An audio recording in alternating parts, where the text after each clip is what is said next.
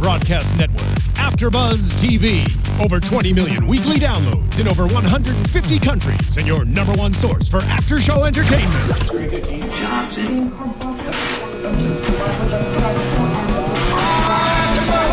AFTERBUZZ TV, the destination for TV superfans. Producing after shows for over 300 of your favorite TV shows. Interviewing celebrities and showrunners. And bringing you behind-the-scenes exclusives. All thanks to E! Entertainment's Maria Menounos, producer Kevin Undergaro, and internet leader Akamai.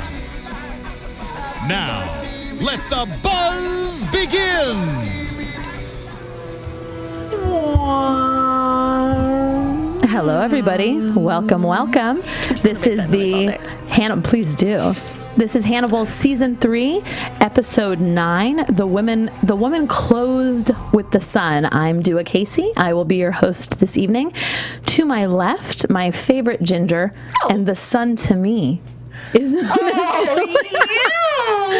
I just thought about that right on the spot right here. I'll take it. I will take it. Hi, everybody. So happy to be here with my favorite show, Hannibal.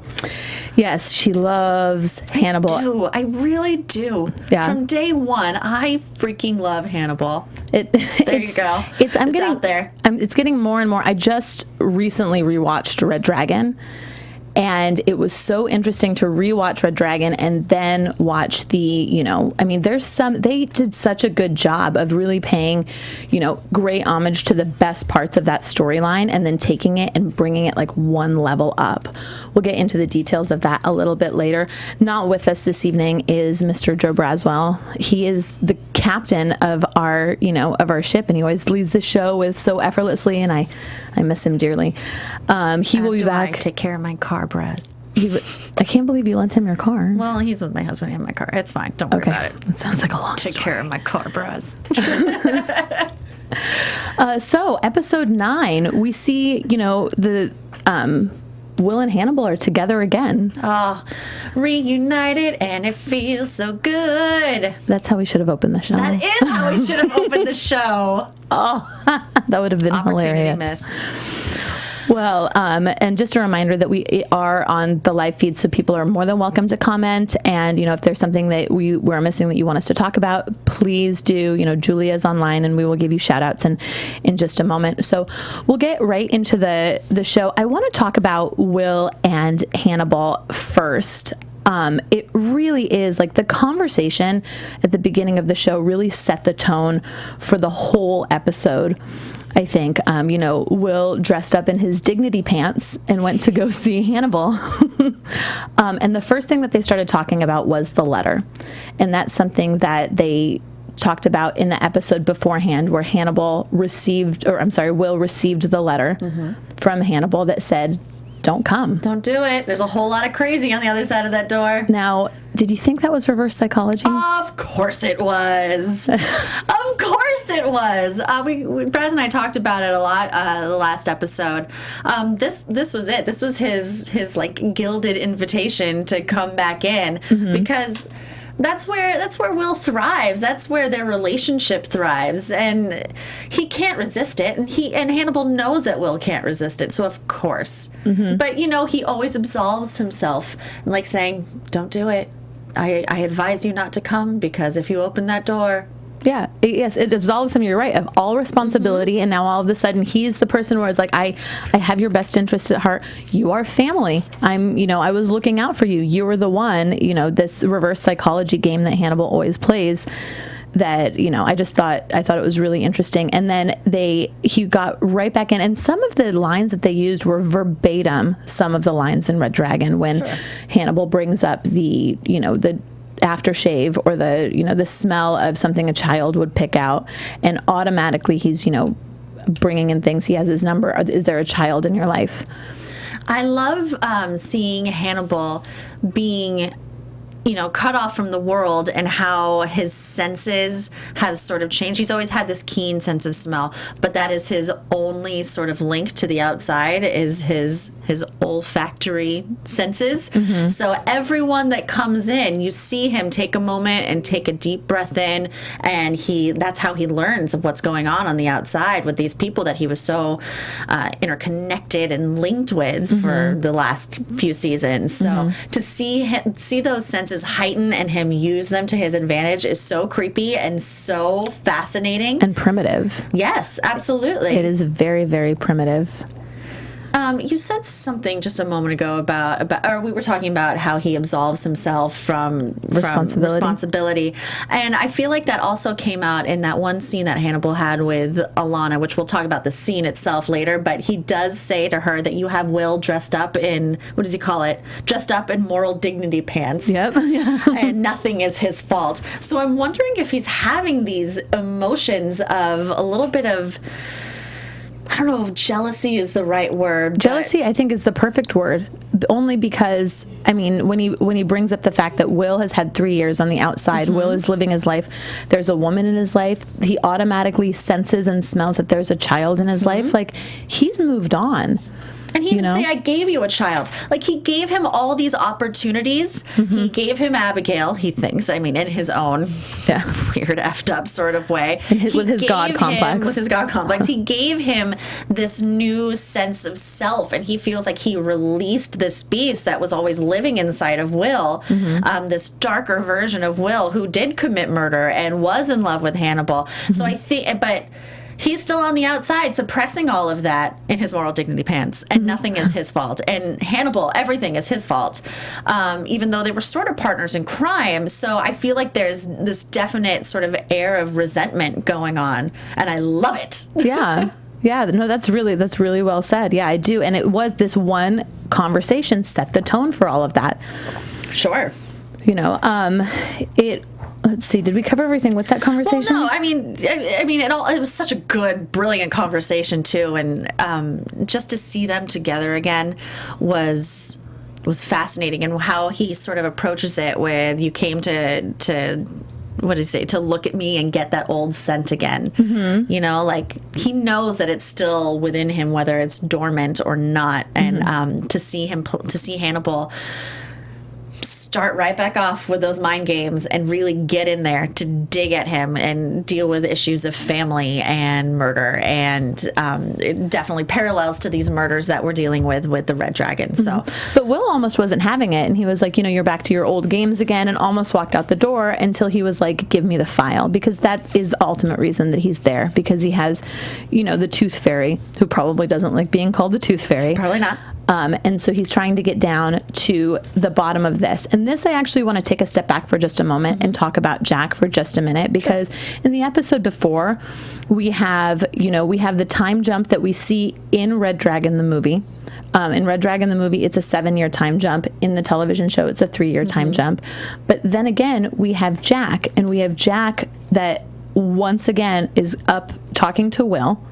And he's talking to Will about the fact that he needs his services again.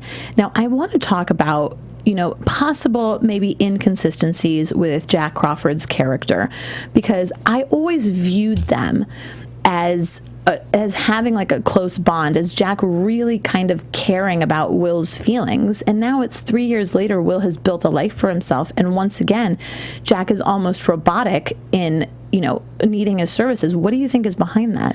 Oh, he's so unbelievably selfish to bring him back in. He's the entire reason that Will went through just this amazing descent into Hannibal and became this grotesque version of himself. This was all Jack's fault. Yeah, if it's anyone's fault, it's all Jack's fault. It is all Jack's fault. And once again, it will all be Jack's fault. I think the question that I am posing, and everybody listening, feel free to write in and give me your opinion, but is Jack doing it because he's selfish, or is Jack doing it because he believes that Will has a gift that can save lives, and he needs to help facilitate that? And maybe, because they're two very, sometimes I see Jack as really selfish. At the beginning of last episode, I was like, what are you doing? Like, let him live his life. But, even Will's now girlfriend is like, you know what, you can save lives, and you know that you'll be killing yourself if somebody else dies because of this. So does Jack believe he has a duty here? Or is he just being selfish and just wants to solve the crime? And he knows that, he doesn't care what it takes. He doesn't care if he tears Will's life apart, which it's going to. Always does. It always. So that is the question that I have about Jack Crawford, because he is a really complex character. And is this, what is his ultimate motivation behind his actions? Well, in the books, in the movies, he doesn't. I mean, we've seen it in Silence of the Lambs with Clarice. We've seen it with Will in previous seasons, and now again in this season, this Red Dragon season. He doesn't care who he puts on the line as long as he solves the crime. And that seems to be, to me, his only motivation. He doesn't care who is brought down. He doesn't care who suffers these mental breakdowns. I mean, it's just complete focus. The only way to solve this crime is to get Will Graham, and the only way to get Will Graham to be on focus is to get him linked up with Hannibal, because he's never been as good as he was when he was with you. Yeah, that's it. Yep. But Will's having nightmares again. I mean, he's back at it, and I have to say, I love seeing Will Graham back at it. Like we saw a lot in season 1 as well as in season 2. To see him, I know we talked about it a little bit last week, but I can't help it because I'm going to gush. I love to see him at the crime scene and becoming the killer, and this is my design, and the pendulum. It's just, I forgot, because I've been missing it for the first half of this season so much while we've been in Florence. I forgot how powerful those moments are and how grotesque and bloody, but still engrossing, not just to me as a viewer, but it seems to Will Graham as a profiler as well. So I'm just so happy to be back here. Yeah, it is a great place to be, and I will tell you, having recently rewatched Red Dragon, the actual movie, the way they communicate what is going on in Will's head is really, it seems so effortless, but I didn't get that from the movie as much as I got it from this television show, with the way that they can do these quick shots and the way that they, it's just, I mean, it really is, Edward Norton played the Will Graham's character. And I really just feel like I feel the emotions in the TV show, and it's just so elegantly shot. And I feel like I gush about this every week, but it really is, especially at the beginning shots of this particular episode, or at the beginning of shots when they're first introducing Red Dragon in the last episode, when they really have his back and he's doing these yoga poses, and everything is so really intentionally thought out. It's just, it's really captivating to watch. There could be no dialogue and it could just be these shots, and it would still be captivating to watch. There wasn't. Last episode, there was barely any dialogue. Yeah. Joe and I were out of here in like 40 minutes. We're like, well, yeah. I guess we covered it all. Yeah, but it's so interesting. You get the script and it's like 4 pages, but it's like all. Yes. You're like, wait a minute. So let's, right after we will go back to Hannibal, and then I actually want to talk about Alana Bloom a little bit. Please. A lot of Alana Bloom in the bone marrow. I love how you put me on. I love how you put me on blast last week. I watched the show. Do it, told me. Yeah. Do it, told me, Braz. I'm never committing a crime with you. You would have folded in a second. I would never. Yeah. Do it, told me about the bone marrow, Braz. If you were having a conversation with Hannibal, I just want to make it clear. If you were having a conversation, you would divulge everything in the matter of minutes. Probably. Yeah. In a matter of minutes. I would get lost in those eyes. Yeah. You would. You would draw me in. Do it, told me. There's no secrets here. Do it, told me. We're BFFs now. So Alana Bloom. I think that I like that they're communicating a lot with her clothing. Oh, are they ever? They really are. And this week at least, it's like the first thing I saw when I saw that blazer was a little bit of like Tim Burton. It was just a little Tim Burton-esque. Sure. And it was almost like, it was interesting. They talk about both sides of the coin. They talk about almost like good versus evil. Like that jacket was black and white. For sure. And so I think that that's really interesting. I think Alana is treading in very, very, very dangerous waters.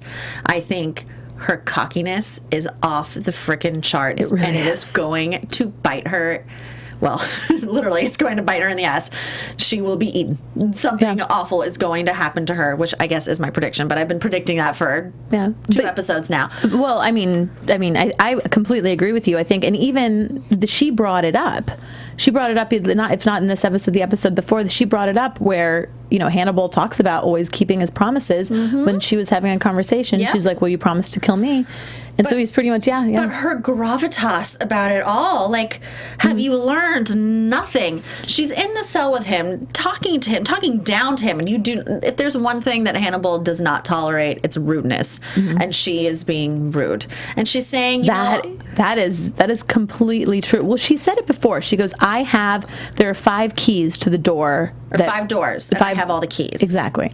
So she is definitely, she's definitely, but yes, I agree with you. I mean, it's like she knows anyway. She already talked about it with Will, like, don't get too close. And she is so close. And to threaten him, don't threaten Hannibal. I don't care if he's behind bars or glass or whatever that is. Like, you don't threaten him. You don't threaten to take away his dignities. Yeah. You don't threaten to take away his drawings and his books and his toilet. You don't do that. I don't care who you think you are. I don't care if you have a Verger baby and all the money in the world. Like, seriously, girl, don't do it.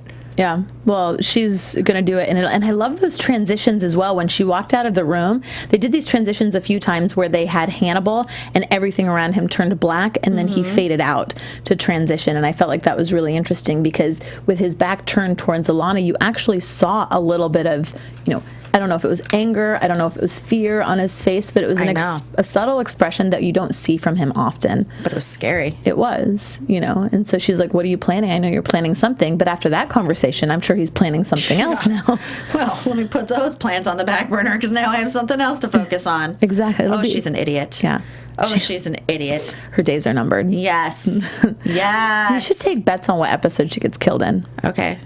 I mean, I'm thinking probably... But this was episode 9. This was episode 9. We have 13. I say 11. I say 12. Okay. A gentleman's bet. Okay. All right. So that's Alana. Alana being an idiot.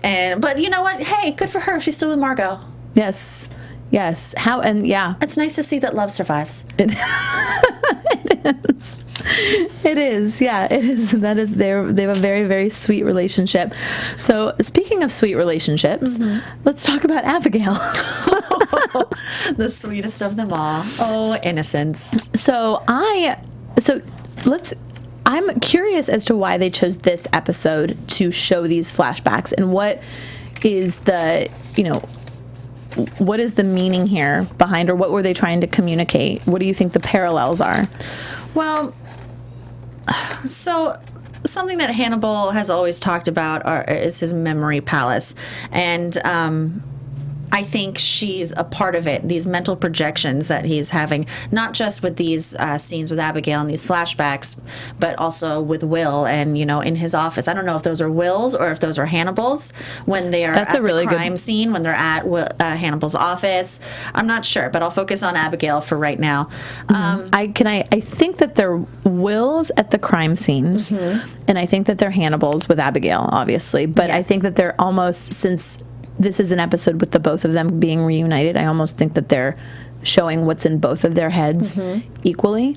Now, why is Hannibal choosing to have these flashbacks of Abigail now that Will has come around?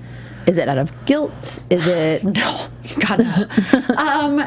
So what I'm sort of getting from it right now is that we're seeing how his manipulations... how they work from the actual beginning, from a total innocent into a killer, and the things that he does, to sort of, I don't know how to say it, to teach them along the way and to subvert his power over them without them really knowing it. Being a teacher, because that's what he loves. He loves to teach. He loves to rear up these people. He's reared up Chio. He's reared up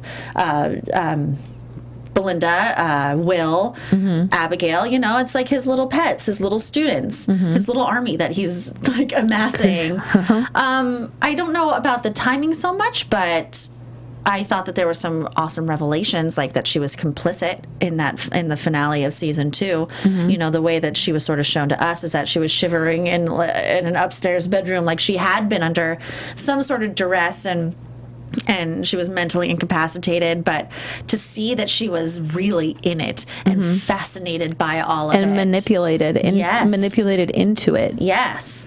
But she liked it. She was not just complicit, she was excited. Can I push the button? Really? Can I push the button for my own blood splatter? Like, it was amazing. Yeah. I don't know. What were your thoughts? Well, I mean, I was just curious as to why they were kind of bringing it up all now. And I actually thought for a moment that she wasn't. I was like, wait a minute, was she not dead? Did they completely go a different way? And she's, you know, like there's something going on and it was just a thought or a memory. And they, you know, so I honestly didn't know. I just kind of watched it with awe and I was like, I need to talk to Julia about this. We need to talk this out. Yeah. Well, Hannibal also makes a lot of references. This whole second half of the season makes a lot of references to family. Exactly. Yeah. And he was creating a family. You know, he was rearing up Abigail for he and Will to enjoy as a family together. He obviously refers to Will as family. Will has his own family now with Molly and the little one, and the kid, and their hordes of dogs. Which, what will happen to that family? I will save that for predictions, but that was the first thing that popped into my head. It was, you know, anyway. We all know that Bryan Fuller loves to go off canon. So who knows? I know what happens in the book and what happens in the movie, but I don't know what's going to happen in the TV show. I think it might be different. I think so, too. I agree with you on that. Yeah. Anyway, so I think just the familial overtones, undertones, I mean, they were pretty overt. I think that's a big reason why Abigail came back in flashbacks in this episode. I just worked that out. Excellent. Slowly but surely, as you all had to sit through with me. Sorry. No, this is why I love doing the show, because this is the kind of show that you do really want to talk about after you watch. Yeah. Because you need to digest it, so to speak. So, should we get right into the Red Dragon and Francis Dolarhyde? Yeah, I think we ought to. Because Francis is played by whom? He is played by Richard Armitage. I think that they did an amazing job casting. I think that they did a really, really great job casting, especially with there are so many, when people that have seen the movie and they watch the movie, you have that preconceived notion about what these characters are. You know, Ed Norton plays Will Graham, Harvey Keitel plays Jack Crawford, and they have... oh my goodness, I can't think of his name right now, but the help me out there, internet world, the person that plays Freddie Louse, the Tattler, who... Philip Seymour Hoffman. Yes, thank you. Philip Seymour Hoffman is actually played by a woman, and I thought that was an excellent choice. Well, Freddie Lounds she's been such an amazing character throughout this entire television Hannibal world. She's always pops up in the wrong places or in the right places at the wrong time. She gives everyone a hard time, but she's always correct. And she is correct that all psychopaths are narcissists and they want to read about themselves. And she is right on the money there. Yep. I do like how it's impossible for me to predict what's going to happen to her because of what happens to her in the book already happened to her. Well, in quotations, happened to her in season 1, maybe season 2. I can't really remember, where her fake death was they had a corpse and set her on fire and pushed her down a ramp, which is what happens to her in the book, or him in the book. So I'm so excited to see what happens to her character, and I just love her. I love Freddie Lounds. Yeah, she's so manipulative, and I love a ginger. Yeah, and she, and I like that she, as Hannibal's walking away, she's like, use me, and they will eventually end up using her because you're right that she is absolutely right. They introduced Miss Mcclane, Reba Mcclane, played by Rutina Wesley from famed of True Blood. I always loved the relationship between Francis and Reba because it was just one that was so honest a very, very, honest, like she could see sides of him that, nobody else saw because she actually couldn't see him visually. And so his, expressions and complete that, of almost disgust, like when they're having, eating pie at the dinner table, like he was totally honest with his expressions, which would probably drive somebody else away. But since she couldn't physically see him, she doesn't know, and all she could, I just think that's a great, that's a great almost, beginning of a relationship, because it is honest. And how it ends in the movie, I hope is not how it ends, because I was a little bit disappointed about how it ended in the movie. But I love this relationship too. I loved it the first time I read about it. Loved it when I saw it on screen. It's just it's such an interesting dynamic to have someone who his whole life has been so ashamed of his appearance, so hidden away, so much so that he feels compelled to become a whole other creature in this red dragon, which we see him becoming, because we did see the tail today, which was kind of cool. Yeah.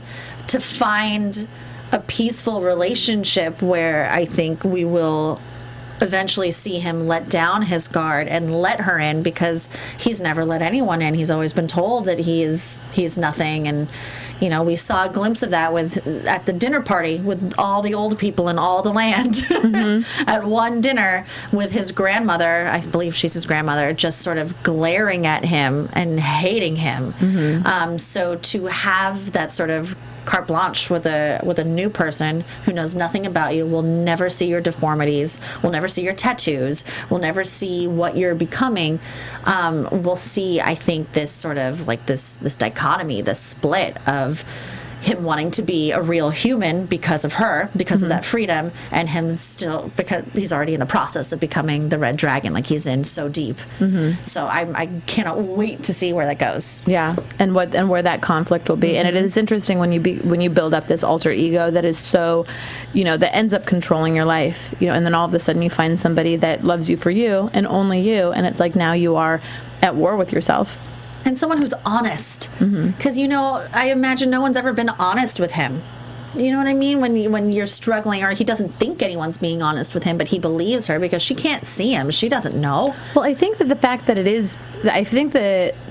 that she is blind almost allows him to let her in, because she is not perfect, and she, has all of these, has all of these quote unquote issues as well. But now for her to just not judge him, like there's so many layers to this relationship, and it really is sweet. And I just find it interesting that at the time that he is creating this alter ego of the red dragon and becoming the red dragon, that allows him to really let somebody in at that same time. It's just an interesting. Well, it sort of shows a complete split of personality. There's the red dragon side, and then there's the Francis Dolarhyde side, and you see what we thought was them merging and becoming one, and the red dragon taking over completely. But now something's pulling him, the human side, away a little bit, and that's this new relationship who is on sort of an even playing field. She has her deformity, if you will, which is her handicap, which is her blindness. He has his handicap, his deformity, which is his cleft palate and his speech. So to feel equal is something I don't think he's ever felt before. So that's sort of drawing him away from the dragon. So that will be his inner struggle. Yeah. And it's so inspiring for him as well to see somebody with such a handicap completely make it on her own. She's like, I take the bus all the time, take 3 steps, I'm cutting my own pie, I do this, like I'm living a completely, normal self-sufficient life. And yes, I have this deformity, yet I don't feel like crap about myself. And so to see that is just like, wait a minute, she can live with a handicap and not feel awful or be cast aside as well. It was just I think eye-opening for him. Maybe he can be that. Maybe he can be that too. Maybe there's hope for him yet. Not really. Yeah. Do we have any shout-outs? Oh, my computer is, I think. Did I just catch you off guard? You certainly did. Talk about something else and I'll pull it up for you. Oh goodness! Well, I'm excited. I'm really sad that there are only 7 episodes. No, it's only 13 episodes. Oh my! So there are 4 episodes left. So I have Abigail dying in episode 11. You have Abigail dying in episode 12. No, we'll do shout-outs later. If anybody wants to talk about happening right now. what episode you think Abigail is going to die. Yeah, tweet us. Or Dr. Bloom, I'm so sorry. Yes, tweet us, let us know. Absolutely. I want to know all about it because her days are numbered. Yes. Hey, what do you think about Will's wife? I think that she's sweet. I think that she took, I think that she's a sweetheart. I think that she, I think that she completely took a different viewpoint than his wife in the movie. And I like the fact that she's encouraging him and she's kind of like pushing him to do this, as opposed to being fearful for her family and her son. I think that she's sweet. I think that she was well cast. Why? What do you think of her? I don't have any strong feelings. I was just wondering. I think that she's sweet. Yes. I like their relationship. That scene, it was so refreshing, that scene with them on the phone, and then it sort of transformed into them lying in bed together. Mm-hmm. It was nice to see Will be a real human being for once. It's unfortunate that he doesn't belong in that world. Yeah, I don't believe, even though he in the happy family world. Happy family world out in the mountains. It's not where he lives. It's not where he belongs, and he's trying so hard, and it feels so nice. But I really truly believe it's against his nature. Well, and I think that that's what Jack believes as well, and that's why he's like, look, you've played house long enough. Let's go. We've got work to do. Mm-hmm. We have the final right before we're going to wrap it up here shortly, but right before the episode ends, it is Jack and Hannibal have the exchange. Yes. As well. What did they talk about? That we're all in this stew together. That was the line. That was the line I wanted to write down. Yes. I didn't write it down, but I'll never forget it. And he almost just kind of talked about the fact that he almost blaming Will or almost blaming Jack for getting Will involved.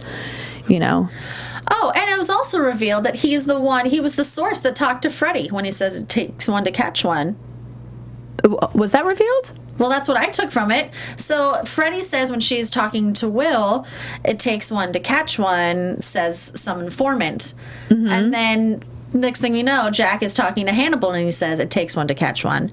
And then Hannibal says it takes two. Interesting. But was he talking about Will or was it talking about Hannibal? Well, I don't know. That's why Hannibal says, actually, it takes two. Yeah. Because he knew both of us. Because we work together. It's like a buddy cop movie. Yeah. So that's another manipulation. I just had this vision of like a poster with like Hannibal. Yeah, Hannibal and Will in like a buddy cop film in like the 80s. Oh, I see bell bottoms. I see a lot of bell bottoms and some like shag haircuts. Oh my. That's just another example of Jack's manipulation of everyone around him and not giving two F's about who he has to step on to solve the murder. Yeah. Well, by you saying that, I think that I know what side of the coin, on the Jack coin, you sit on. I would. Do you? I think I do. Do you now? I think I do. I think I do. I think that I think I'm on Team Jack. I think that he thinks that this is for the greater good, but I'm not certain. I think that you just think. Yeah. I think he does everything for the greater good, and his greater good is solving the murder. His greater good is not preserving relationships and mental stability. Yeah. No. Of his colleagues. No, but it's saving lives. It's saving lives. Yeah. I would guess.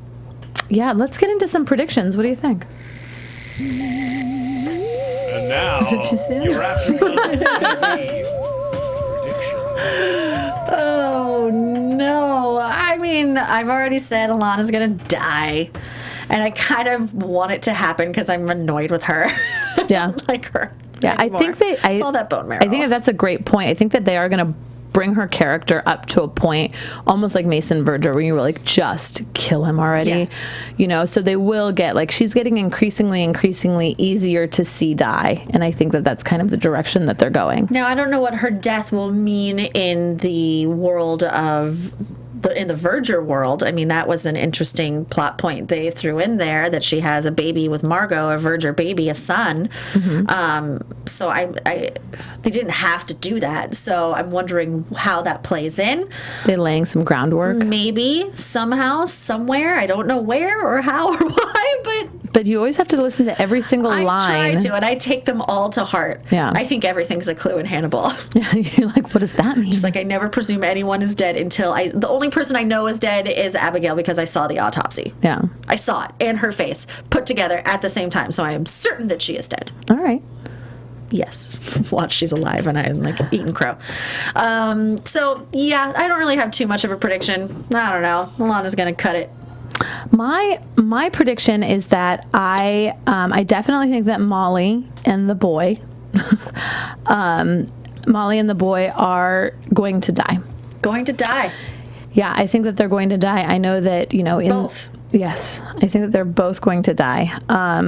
Yeah, I mean, it's really funny. I just always thought of them together as a team, but I do think that it will be, Francis Dolarhyde will kill them both. And I think that he will be successful in doing that, because then it almost releases Will to be able to do what he did. The Will in the Hannibal the movie, needed the family, is willing to change. That's not this Will. No.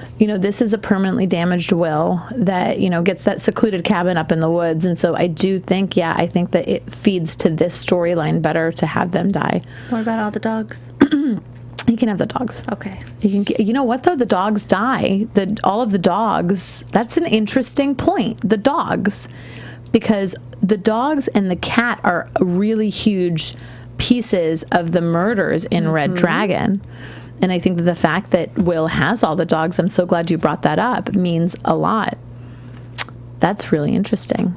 You want to change your prediction now, Dua? No, I think that, I think that the dogs will live. Okay. I can't stand it when dogs die, so. Yeah, I'm like the Scott Thompson character. And I also do think, and this is going to be like a big, I honestly don't think, since they didn't, renew for the season, I don't know if they are going to leave this open-ended, but I would think that they would end everything with Miss Mcclane a little bit differently than they did in the movie. Maybe. And in the book. Yeah, I don't want to give anything away for people that haven't seen the movie. It's hard to do predictions because I don't want to give anything away. It is, but I will tell you, if you haven't seen the movie, see the movie, because it is the television show, takes the best parts of the movie, and it's really, really great. Yeah. Yeah. Any more predictions? Nope. All right. No, I do not. I'm letting it soak all in. Hopefully next week we'll have Braswell back. I will be here. Where can we find? I'll be here too. Yay. Oh, okay, it'll be a party. Will Flippo ever come back? I don't know. Probably not. All right. All right. He has a baby now. Yeah. Where can we find you? My friends, you can find me on Twitter and on Instagram with my name, Julia Cearley, JuliaCearley. My name is Dua Kaissi, and you can find me on the Twitters at Dua Kaissi, DuaKaissi. And you can find our man Joe Braswell on Twitter, Instagram, and Periscope, whatever that is, because I'm not tech-minded. It's like the Twitter that's like a live feed, right? Okay. Isn't it? I don't know. Anyways, find him at Joe K. Braswell. All of those, Joe K. Braswell. Joe K. Braswell. Yep. All right, that's it. Thank you for joining us, and see you next week. I love this show.